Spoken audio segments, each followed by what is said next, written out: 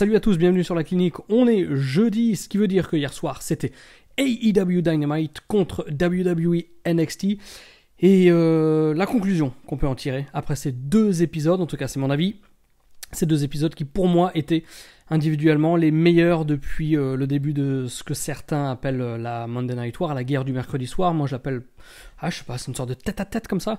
Bref, 4e épisode, j'ai l'impression que chaque semaine c'est un petit peu mieux, ce qui voudrait dire que si ça continue comme ça, en 2020, on va peut-être avoir une année absolument extraordinaire. Alors qu'est-ce qui s'est passé dans ces deux shows? Pour ce qui est des résultats, vous avez Internet, vous avez Twitter, vous avez Facebook, vous avez tout, vous avez catchclub.fr, vous avez tout ce que vous voulez pour les résultats. Mais ensemble, dans cette vidéo, on va voir quelles sont les conclusions qu'on peut tirer, quelles sont les analyses, on va voir un petit peu en détail qu'est-ce qui était renfermé dans ces deux petits bijoux de show de catch. Alors est-ce que je vais le faire chronologiquement? Je sais pas, parce que si je fais chronologiquement, je commence par la AEW, et après les gens vont arrêter de regarder parce qu'ils vont dire « Ah, c'est la WWE qui m'intéresse plus ». Bref. Chronologiquement, ouais, je regarde toujours la AEW en premier parce que c'est le produit le plus frais qui m'excite le plus aujourd'hui. J'ai toujours été comme ça un petit peu à contre-courant déjà dans les années 90 où là, même si je vouais un amour éternel, inconditionnel à Austin, Foley et qui ça d'autre, bon, le rock, j'étais un peu plus pris au trip lorsque je regardais de la ECW. Je sais pas pourquoi. Mais voilà, c'est un petit peu dans la mouvance. Donc le show AEW, c'était du très lourd. Concernant les deux audiences qui vont tomber un petit peu plus tard aujourd'hui, aux alentours de 22h30, dans tous les cas, on sait qu'a priori, elle devrait être plus basse que d'habitude, tout simplement parce qu'il y avait un match à gros enjeux de baseball hier soir.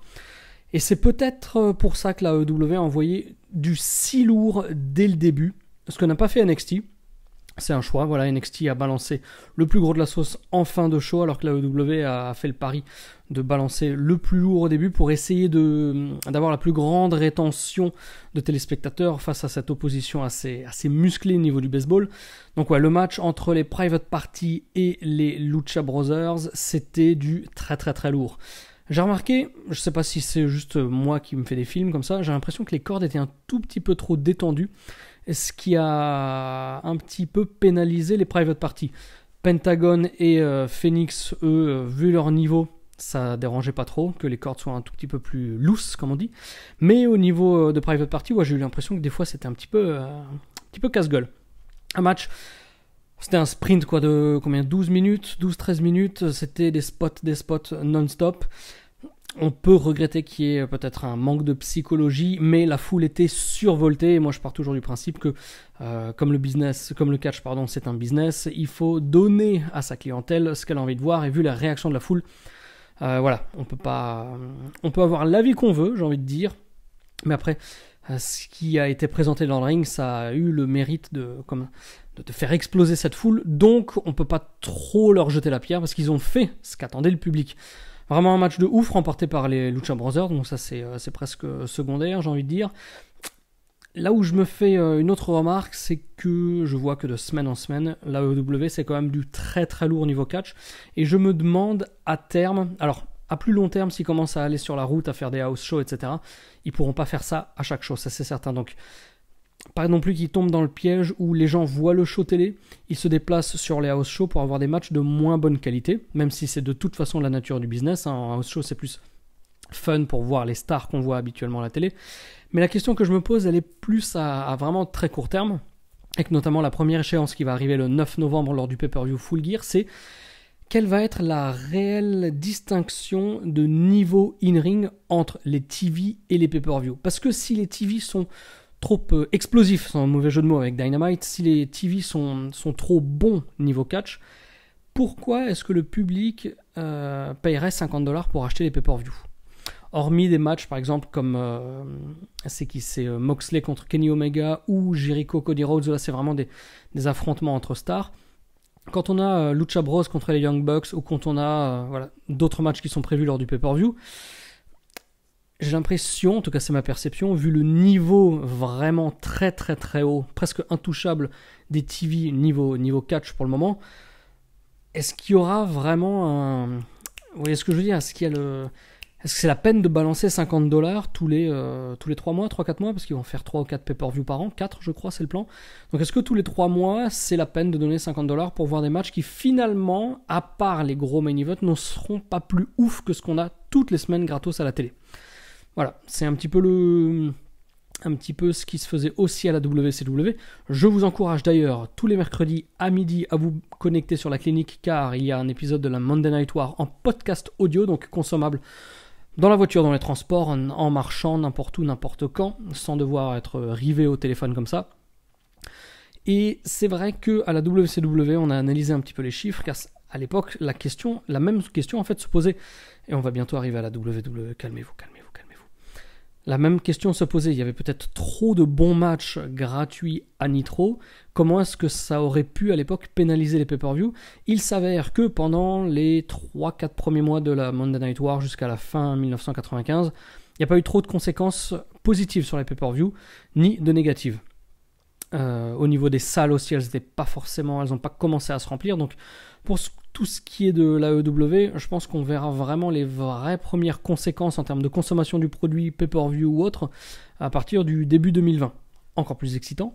Mais voilà, à la WCW, on a constaté que, parce qu'on a déjà tourné les épisodes même s'ils ne sont pas encore diffusés, à partir de 96, eh bien, les pay-per-view et les shows télé vont connaître une meilleure fréquentation et plus d'achats. Donc, la question que je soulève, est-ce qu'il y a donné trop de gratuits bons, trop bons, même très très bons à la télé chaque semaine, c'est pas un piège et qui va pénaliser les pay-per-view à long terme? Historiquement, la réponse est non, mais on verra si l'histoire va se répéter et voir un petit peu comment est-ce que la AEW va gérer, sachant que Double or Nothing, All Out, ils ont fait plus de 100 000 achats alors qu'ils n'étaient pas encore diffusés à la télévision. Ça va être très intéressant de voir Full Gear combien d'achats ils vont faire maintenant qu'ils sont suivis par à peu près 1 million de téléspectateurs. Au moment où j'enregistre cette vidéo, bien entendu, les audiences ne sont pas tombées.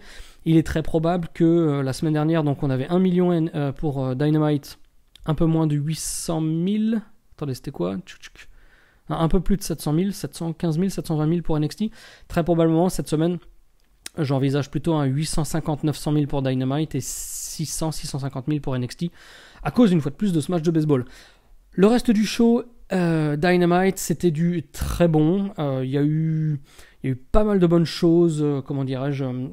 C'est très simple en fait. Ils font du bon catch.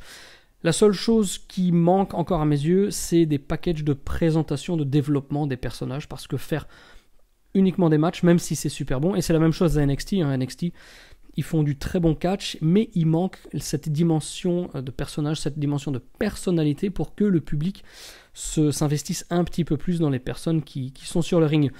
À la EW, par contre, cette semaine, on a eu un petit package sur Britt Baker, qui était la régionale de l'étape, ce qui m'a fait penser que c'est pas compliqué de faire plaisir aux fans. La WWE, par exemple, systématiquement, quand il y a un catcheur qui catch chez lui, dans sa ville natale, il se fait soit humilier, soit il perd, soit... Enfin voilà, on le met... on le balaye d'un revers de main. Historiquement, bon voilà, il y a toute une foultitude de raisons qui font que...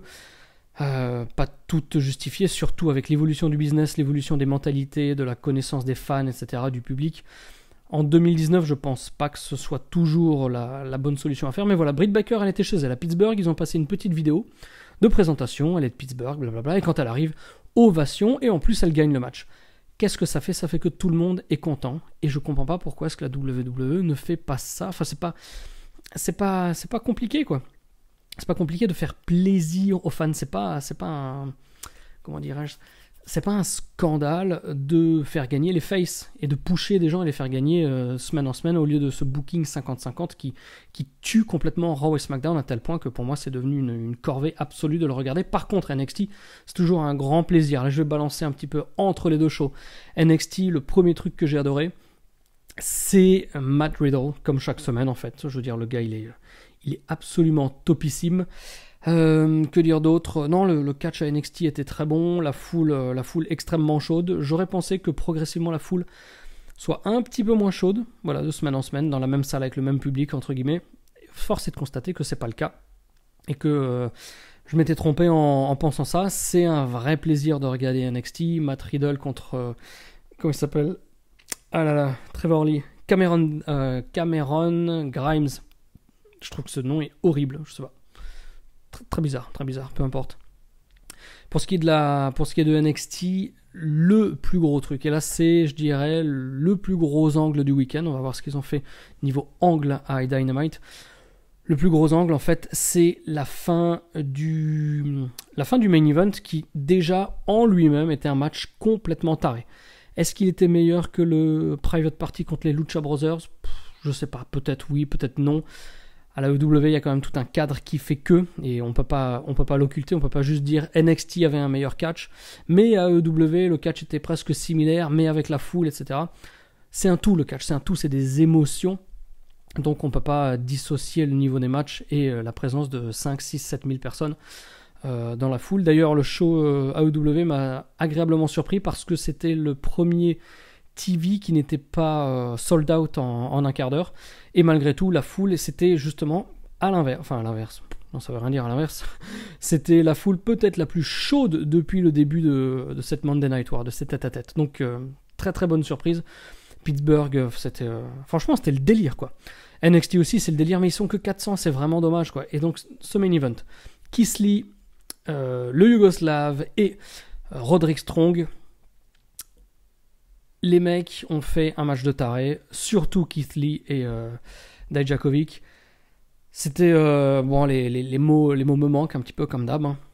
Les gars ont fait un match incroyable avec des compte tenu de leur physique. Je veux dire, Keith Lee doit faire 1m88, combien 130 kilos. Je veux dire, c'est un truc démentiel. Comment il s'appelle, Ivan Drago là, il a quoi, il fait 2m2, 2m3. Enfin franchement, c'est le délire ce que font ces deux mecs dans le ring. Roderick Strong, il a gagné avec une petite... il a volé la victoire, on va dire, mais voilà, ce match, il était époustouflant. Et il a été suivi de quelque chose de tout aussi époustouflant. Donc il y a le Undisputed Era dans le ring, tous les 4 mecs avec leurs 4 ceintures, blablabla. Puis il y a Tommaso Ciampa. Ah oui, package vidéo sur Tommaso Ciampa, sur sa blessure, sur son histoire, sur son retour. C'est super pour le builder, pour le public qui ne le connaît pas. Parce que il faut comprendre que le public télé, c'est pas un public de fans de catch qui est déjà acquis à la cause. Pour le moment, dans le public à NXT, c'est des fans de catch qui connaissent le produit. Dans la foule AEW, même s'ils sont 5-6 000, c'est des fans AEW, c'est encore beaucoup trop tôt pour qu'il y ait un public lambda qui vienne se greffer sur ces produits. Et pour que le public lambda vienne se greffer sur ces shows, il faut présenter les catcheurs de manière plus générale, hein. C'est une évidence. D'ailleurs, je me demande si NXT demain se met sur la route, est-ce qu'il serait capable de remplir des salles de 5-6 000 personnes ? Je pense pas, franchement je pense pas. Ah, quoique, je pense pas. Mais en tout cas, au moins 2-3 000, déjà ce serait super. Parce que s'il y avait eu la réaction qu'il y a eu lors de ce heel turn à la fin, ah oui, spoiler évidemment, mais bon, si vous regardez la vidéo, vous n'êtes pas débile, hein, vous connaissez les résultats. S'il y avait eu la réaction pour le heel turn de Finn Balor devant 3000 personnes, je pense que ça aurait été absolument fantastique. Donc ouais, on a Undisputed Era, Tommaso Ciampa arrive, Johnny Gargano arrive pour équilibrer un petit peu la balance, ils sont 4 contre 2, puis ensuite Finn Balor arrive. Moi j'attendais donc le 4e, bêtement, là je me disais allez, il faut un 4 contre 4, tout simplement parce qu'il y avait eu exactement la même chose à la EW 1 heure auparavant. Donc ils sont 4 contre 3, Finn Balor, Tommaso Ciampa, Johnny Gargano font un petit pas en avant, Finn Balor fait 2 pas en avant, et là, bam, retourné acrobatique, palais kick en plein sur Johnny Gargano. Il bouge plus, il est comme ça. Le reste de Undisputed Era se jette sur Tommaso Ciampa. Et là, Finn Balor nous donne l'explication par ses actes, pas par le micro, par ses actes. Ce qu'il avait annoncé depuis son retour, c'est que son passé deviendrait son futur. Et donc voilà, il tourne comme il l'avait fait à la New Japan en 2011-10, je ne sais plus. 11-10 ? Bref, quand il a tourné avec le Bullet Club, avec la création du Bullet Club. Donc voilà, Finn Balor tourne heel, c'était un moment absolument d'anthologie. Un autre moment que j'ai adoré à la AEW, c'était aussi un segment, et c'est presque comme toujours. Les moments les plus poignants pour moi ne sont pas les moments qui ont lieu dans le ring, c'est tout ce qui gravite un petit peu autour. Il y a une semaine ou deux, il y avait l'interview de Chris Jericho qui était absolument génial. Je me souviens, je l'avais maté en live quand j'étais au Japon. Là, je suis revenu hier, donc je suis de nouveau dispo pour mes 2 chaînes, la clinique et l'autre que vous suivez peut-être. Et donc, on a le match entre SCU et Dark Order. Et puis là, tout d'un coup, dans la foule, il y a le Inner Circle qui arrive. avec des tickets et qui va se poser un petit peu dans une loge VIP, manger du popcorn, pendant que Chris Jericho, au lieu de dénigrer un petit peu le match, dit allez, le Dark Order. C'était assez fandard. Et là, la réaction de la foule était complètement dingue, quoi, parce que, je sais pas, il y avait une spontanéité, une fraîcheur, et aussi un côté tout à fait normal, naturel. La foule a été totalement, alors ça c'est un peu le côté négatif du truc, c'est qu'elle a été détournée du match pendant un bon petit moment, hein, presque 1 minute, ce qui est relativement long, surtout qu'il y avait un comeback de Kazarian, je crois, juste à ce moment-là. La foule est complètement folle de voir ce groupe de stars, enfin Jericho accompagné d'autres personnes qui vont très bientôt devenir des stars, même si je pense qu'il y a encore pas mal de boulot pour Guevara notamment, mais voilà, il est bien entouré, il est sur la bonne voie. Donc Jericho, Guevara, Santana et Ortiz sont dans la foule, popcorn, machin, et ensuite, après le match, ils sont toujours là. Promo de Cody Rhodes, qui devait annoncer quelque chose de très important pour sa carrière. Moi, personnellement, j'avais vraiment peur qu'ils disent que s'il ne gagne pas le titre à Full Gear, il va prendre sa retraite. Je sais pas pourquoi, c'est une idée qui m'est passée. Ce qui aurait voulu dire qu'il va gagner le titre, ou alors faire un faux finish à la con, style les finishes bidons de la WWE qui font beaucoup trop souvent quand ils mettent des enjeux qu'ils ne sont pas capables de respecter parce que c'est trop compliqué à gérer. Donc soit ils font un finish de blaireau et je suis pas content, soit ils font perdre Chris Jericho, et là aussi je suis pas content car je pense très sincèrement qu'il faut que Jericho conserve la ceinture encore au moins 6 mois. Mais Dieu merci, on n'a pas eu l'annonce parce que Jericho et son gang avaient des cornes de brume qu'ils ont joué jusqu'à ce que Jericho prenne le micro, blablabla. Et puis Cody Rhodes a lancé une petite pique sur ce qu'on peut aussi reprocher de temps en temps à la WWE aujourd'hui, c'est que les mecs veulent se casser la gueule, ils se font des interviews l'un face à l'autre, mais il n'y a personne qui se touche jamais, alors qu'ils sont... je veux dire, ils pourraient se fighter, les mecs qui sont là. Il dit non, mais là on n'est pas dans un monde où il y a des espèces de faux murs invisibles. Si je veux venir te casser la gueule, je vais venir te casser la gueule. Il commence à marcher vers le ring, la foule quoi, exulte, ça pète dans tous les sens. Et puis Jericho lui dit bah oui, mais on est 4, ne sois pas plus bête que tu ne l'es, ou un truc comme ça. Et là, la musique retentit de Dustin Runnels qui arrive, donc le frère de Cody Rhodes. Grosse pop. Ensuite, MJF, grosse pop. Surtout ce que va dire Jericho. Donc là, ils sont 4 contre 3. Jericho et le Inner Circle sont toujours dans la foule. Il prend le micro et il dit ouais vas-y avec tes potes là. En plus quel genre de blaireau porte une écharpe alors que Jericho était le premier à mettre une écharpe. J'ai trouvé ça absolument fabuleux. Et ensuite putain alors là DDP qui arrive. Alors DDP fait pas son retour ou autre, mais simplement le fait qu'il vienne pour aider son pote. Quand on a entendu It's me it's DDP, énorme pop de la foule. C'était un moment vraiment génial. C'était pour moi là voilà. Les deux angles, c'était les deux meilleurs moments, au-delà du fait que, comme j'ai dit avant, il y avait des matchs de très haute qualité. Il y a eu du Kenny Omega, Joey Janela, il y a eu à NXT, il y a eu Breeze Dango qui sont vraiment très bons, et je pense qu'on se rend pas compte de leur niveau et de leur capacité à divertir une foule. Vraiment, ils sont au-dessus du lot, je trouve. Au-dessus du lot, pardon. Et pour le main event AEW, c'était Mox contre Pac. Match nul de 20 minutes. C'était très osé comme finish. Voilà. J'ai bien aimé parce que ça montre à la foule que, entre guillemets, même si c'est du faux, le catch, c'est du vrai. Et que ça peut arriver qu'il n'y ait pas de vainqueur, tout simplement, et qu'on fait pas du faux catch pour la télé. On fait du vrai catch, et puis on voit comment ça se passe. Donc j'ai beaucoup aimé ça, la foule a réagi de manière tout à fait naturelle et normale, un petit peu comme ça entre deux chaises, sans trop savoir comment réagir, mais, alors il ne faut pas qu'ils le fassent trop souvent, mais voilà, le faire sur des moments un petit peu clés, notamment quand on a un affrontement aussi majeur entre deux gros noms, ça permet aussi de ne pas les faire perdre et de les protéger par contre, donc il y a plein d'éléments qui font que c'était, je pense, un choix judicieux à bien des égards. Donc, conclusion pour ce 4e épisode du tête-à-tête. Un vrai bonheur. Je vous encourage. Alors, je sais qu'il y a des gens qui regardent les highlights. Quand je pouvais pas trop regarder, en tout cas, je regardais par petits bouts ensuite, après, dans les jours qui venaient. Mais par exemple, le jeudi matin, si j'avais pas le temps, je regardais AEW et les highlights NXT, ou l'inverse. Non, j'ai pas fait l'inverse.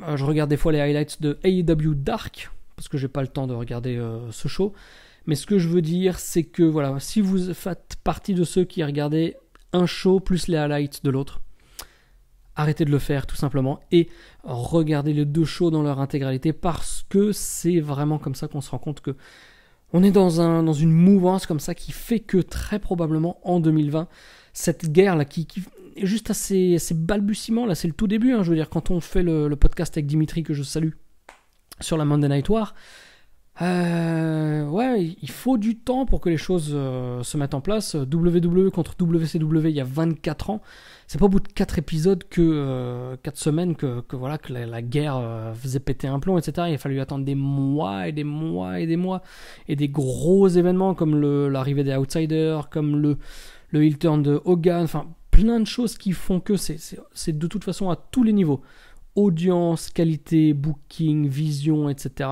C'est beaucoup trop tôt, mais de manière comme ça, là, avec des œillères, juste les 2 shows d'hier soir, c'était pour moi les meilleurs, et chaque semaine, j'ai encore plus envie de découvrir ce que vont nous pondre la EW et la WWE. Et plus ça avance, plus déjà c'est compliqué de regarder, parce qu'il y a aussi maintenant NWA Power que j'aime beaucoup.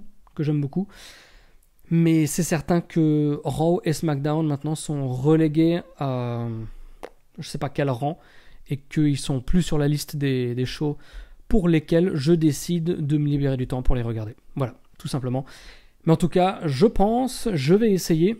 Alors je repars en Égypte pour le taf le 11 novembre. Donc ce qui veut dire qu'on a encore 2 épisodes d'ici le départ de cette Wednesday Night War, et je vais faire mon possible pour vous balancer jeudi prochain et celui d'après mes réactions les plus spontanées, comme ça. J'ai pas lu de notes, j'ai peut-être oublié des trucs, mais voilà, après avoir regardé les 2 shows il y a quelques heures, je balance le truc. Ce qui vient dans le micro, c'est ce qui est encore fossilisé dans mon cerveau, comme on dit, et c'est pour ça que pour moi c'est les choses qu'il faut retenir. Et ce qu'il faut retenir par-dessus tout, c'est que allez regarder ces 2 shows si c'est pas encore fait. Voilà, si c'est pas encore fait et que vous avez regardé la vidéo, est-ce que vous êtes un peu con? Peut-être, parce que vous êtes fait spoiler plein de trucs, mais c'est pas grave. Non, c'est pas méchant quand je dis que vous êtes un peu con, mais je veux dire, on est sur internet, hein. Si on veut pas se faire spoiler, faut pas aller sur internet avant de regarder les shows. Mais donc ouais, regardez les shows, re-regardez-les, c'était un vrai bonheur. Je vous donne rendez-vous pour la prochaine vidéo, un de ces 4, je ne sais pas encore quand. En tout cas, le plus tard possible, ce sera mercredi prochain pour le nouvel épisode de la Monday Night War rétrospective. Donc ce sera le 30 octobre. Ouais, 30 octobre. Épisode de 30 octobre 1995. Putain, c'est historique. Bref, voilà. Merci à tous, comme d'hab, pour votre fidélité. Et je vous dis à très bientôt. D'ici là, 2 choses. Regardez le 4 juin 24h sur 24. Et surtout, gardez la passion. Bye bye.